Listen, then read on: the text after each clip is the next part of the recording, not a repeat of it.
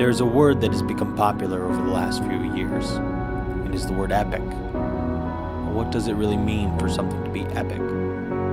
The dictionary defines it as something that is heroic, majestic, impressively great.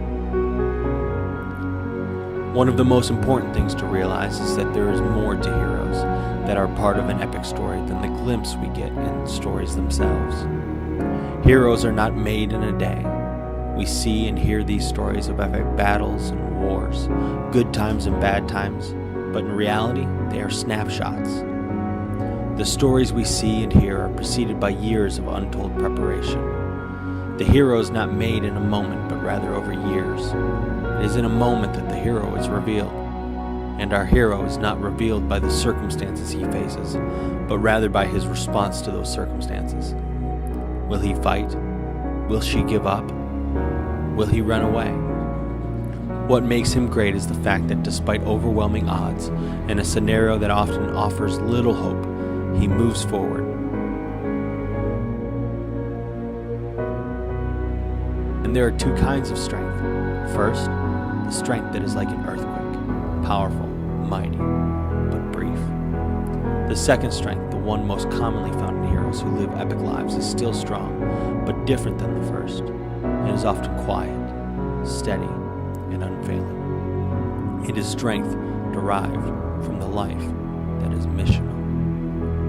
Jesus said, "The first shall be last, and the last shall be first." We often think of those arriving last as the weakest, but oftentimes the last are the strongest who have put others first. The person pushing a friend in a wheelchair is the stronger, but last.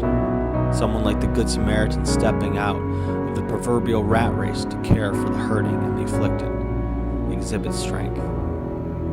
Oftentimes the hero must sacrifice to achieve his or her mission. The truly epic stories are those in which our hero dies for the sake of the mission. It was never about him or her. Rather, it was about others. It was about doing what was right, and it was about an idea greater than one person. The hero is unselfish and unwavering. In the story of David and Goliath, we see the hero is not always the expected. The hero is not always the physically imposing character, but rather the small warrior with a big heart. He is the farmer, the shepherd, the servant. The hero is not always the squeaky wheel or the loud look-at-me type. Rather, the hero is often he who does not look at himself, but instead looks at the mission and the lives of whom he or she can affect. The hero does not concern him or herself with whether or not they believe they can do it. They see a job that must be done, and they do it. The story of Hope Resource Center is an epic one. For 14 years, Hope has been missional for life. The men and women who serve at Hope and support Hope exhibit the strength of heroes. The battle that faces us is a cultural one and often seems overwhelming and hopeless. It is claiming the lives of not only the unborn, but men and women dealing with the consequences of sex. Heroes of this culture war are strong, not like the powerful or brief earthquake, but quiet, steady, and faithful. They are not the look-at-me type. Instead, our mission of saving lives is a daily uphill grind to offer men and women the necessary resources to live life to the fullest. And so we make sacrifices, because God has given us a mission.